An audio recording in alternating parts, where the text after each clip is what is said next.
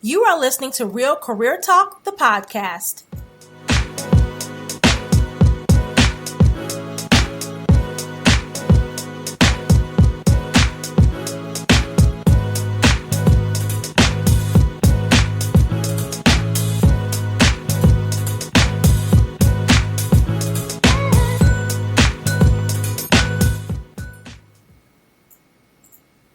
Thank you for listening. I'm your host, Sherry Sims, founder of Black Career Women's Network, where career empowerment is our focus and helping you thrive as a Black career woman with clarity and confidence is our purpose. You are listening to episode 12, and today I'm going to be talking about the lessons I learned from giving more than a 2 weeks notice. Yes, the lessons I learned from giving more than a 2 weeks notice. So this is not, I guess it's not a secret that one of the reasons how I ended up starting BCWN was because I was looking to make a career change and discovered some other things about myself in the process.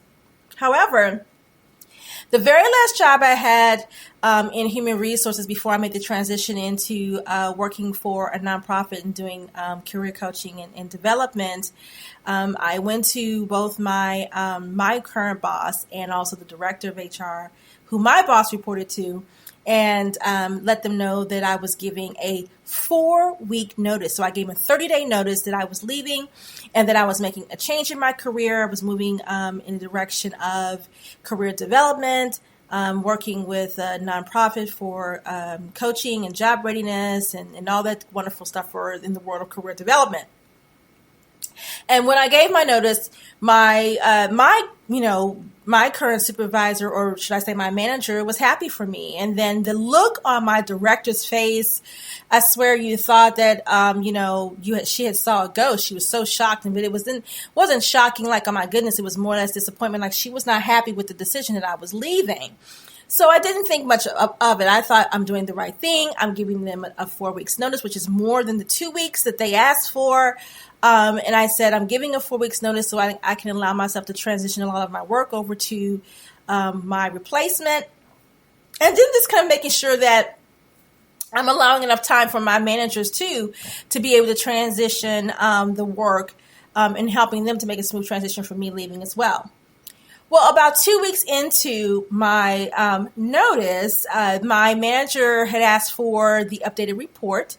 And I thought that was strange because we had already met on our typical day that we talk about the updates for our statuses of our workload.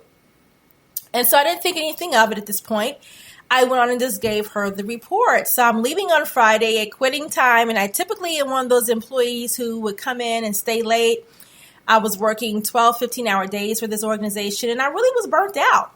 So I went home at quitting time, and quitting time was 4:30, and typically I'm always there till 7, 8 o'clock at night on Fridays, and this time I was not. And I went home, and I turned off my company phone, and I relaxed for the weekend. And when I got back on Monday, they called me into the office and says, hey, Sherry, you left, and we tried to call you at home, or we tried to call you your cell phone. Well, they didn't say all that really, but eventually it came out, but they said, hey, we were trying to let you know before you left on Friday that you had got us to a good place and that you didn't have to return, enjoy your next 2 weeks before you start your new job, yada, yada, yada. So I'm going to my desk and I'm like cleaning everything off. I'm like, this doesn't feel like a good luck, Sherry. Glad you work for us. I'm like, where is my, going away lunch party? And I was like, I feel like I'm packing my desk like I'm being terminated. And I was like, wow, this doesn't feel right. And so everyone said their goodbyes and I went home. And when I got home, I thought, wow, that was the weirdest thing ever. That's not how I imagined me, exiting my employee, my employers specifically, since I gave you a 4 weeks notice and I am looking to transition my workload and everything. So I didn't even get an opportunity to, I did share with my managers, hey, my last day was going to be here, but we're going to be working together till the end of the month. And so abruptly having to stop in the middle of us still transitioning, I thought was very odd. So when I got home and, put my things down and just sat there for a moment, I thought, wow, this isn't right. This is not right. So I emailed my, now former manager and asked her, I said, I'm giving you my notice on this date. My last date was supposed to be this date because, I'm being in HR, you always document in timelines. And so I was very specific in the email with my timelines. And I said, I want to make sure I'm going to be paid for the next 2 weeks.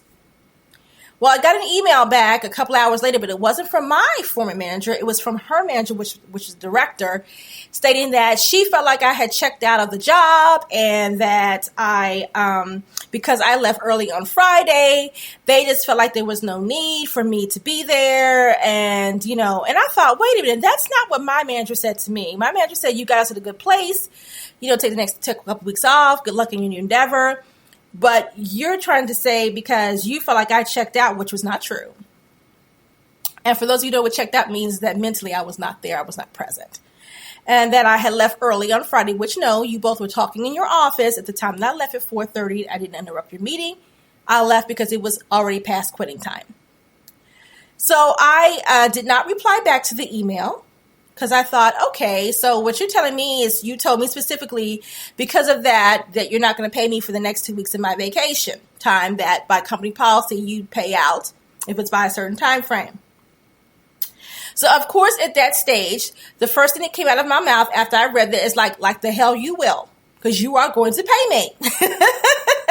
So I decided that I wasn't going to respond to that email, that I was going to take this directly to the CEO of the organization.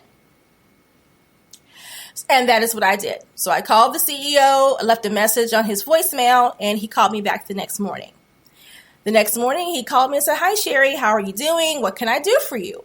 Okay. He's, of course, not privy to the fact that I've left the organization. I told him that I give a 4 weeks notice. I told him I'm changing, after being in this industry for a long time, I am changing careers and going a different direction. And he said, I'm sorry to hate to, that you're leaving. I said, no, that's fine. Nothing that you guys have done. I'm just moving in a different direction. I shared with him the email that was the reply of the email that was sent to me. I also told him about what happened at work. And he said, well, Sherry, there's two sides to every story. I said, yes, it is. And I want you to get the other side as well. He asked me for the email, and I sent it to him while we were on the call. And then he read the email while he was on the phone with me. And he said, I'm going to get down to the bottom of it. And I said to him, I want to let you know, I have been very dedicated to my role. I have worked 12, 15-hour days to make sure I'm meeting the business initiatives. And, I really feel like what is happening now is very, not only disrespectful to me, but it also is very unprofessional that the director would behave this way. And that also, too, I think that it's a really bad experience for me to end my tenure with you all on this note, when all my intentions was to do the right thing, respect the heavy workload that I had and trying to help to transition that. And then this is how I was being treated. Never said anything else about anything beyond that, the fact of how this experience made me feel, but also, too, that the right thing to do was to pay me for the next 2 weeks because of the notice that I had given you. So some of the things that were in the email in reference to me leaving early when quitting time was at a certain time. And I said, this isn't company policy. It is written in our book that quitting time on Fridays is 4:30. He said, yes, it is. He agreed completely. And then about a couple hours later, I got a phone call. And the phone call that I received was from the director. And she was like, hello, Sherry. And I said, hello, and I'm not going to say her name. And she says, we're going to pay you for the next 2 weeks, including your vacation. And I said, thank you. And next thing I know, I heard a dial tone. She hung up in my face. And I could tell that it pained her so awfully bad to have to call me and tell me that she was going to have to pay me for the next 2 weeks and including my vacation time. And so when she hung up and didn't say anything else to me, I looked at the phone, and excuse my language for you guys, do not be offended by what I'm about to say. But I looked at the telephone. I said, who had the last laugh, bitch? And it was so funny because I hung up the phone and I felt relieved. But I will tell you something. The feelings that I had were they weren't good. But they did end like this. So the CEO followed up a couple of hours later with an email to me. And he said, Sherry, this is not going to say the name. He said, just want to let you know you will be paid for the next 2 weeks, including your vacation. He said, my apologies for, for the behavior. He said, sometimes people get caught up in the moment. He said, I wish you luck in your new endeavor and all the best. And then he said, thank you in his last name. So it was great that he did that. And I love the fact that he had her call me. He could have called me himself, or he followed up, but he followed up to let me know. But he had her do make the call. Not my manager, but the director, who was the person who had the whole problem with me leaving in the first place. So I guess, what I learned from this entire process is that I learned, one, more than a 2 weeks notice is not needed. Two, you never know the person's true colors of things until something like this happens. I learned, I saw the real director come out when I decided that I'm going to empower myself and move forward in my own career and take steps to elevate myself in a new industry, using skill sets that I never knew I had, and being able to develop myself in a whole new area. That it definitely was not, looked upon positively that I was leaving in that light. So I learned that as well. But what I also learned was my value and my worth. And I also, not that I never knew that, because I did, but the reason why I was able to speak up and say, hey, I'm going to the CEO about this because it's not right, is because I do know my value and I do know my worth. And I do know that what you did was not right. And it was also disrespectful, not only to just me, but it was also disrespectful to your managers, because you disrupted their workload and didn't allow them to continue to transition out with me the way they should have. So there was disrespect on all ends. So I think that when something like that happens to you, it's okay for you to internalize it.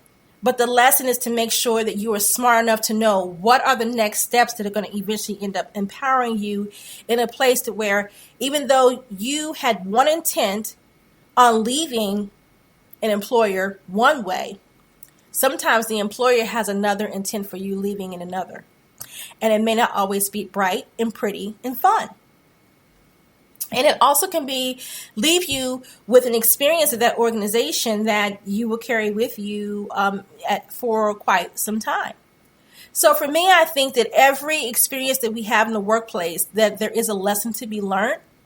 And I also think that there is an area for you to grow. And had I not had the maturity or the career smarts to be able to say, you know what, I'm not going to clap back at her. I'm not going to try to explain myself to her. I'm going to do exactly what I need to do, is go above her head and go to where I need to go to make this happen. Because if I go back and forth with her, it's going to be a fight. So sometimes you have to strategically learn how to pick your battles. And that was the next thing that I learned, was how to pick my battles. And I wasn't going to go back and forth and argue with her about it. I said, I'm just going to go straight to the big man and we're going to handle this.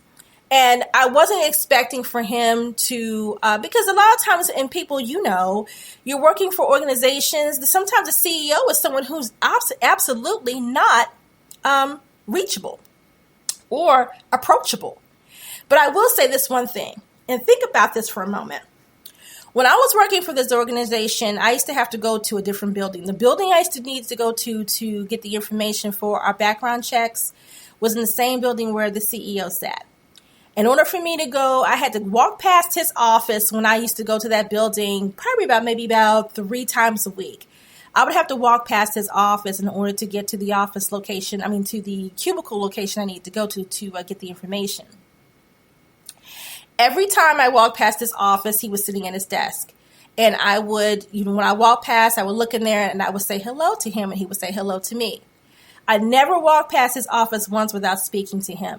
I did not do that because I thought, one day he's going to notice me. I did that because to me, it was respectful and was the right thing to do as I'm walking past his office and he's looking up at me to say hello. It was the right thing to do.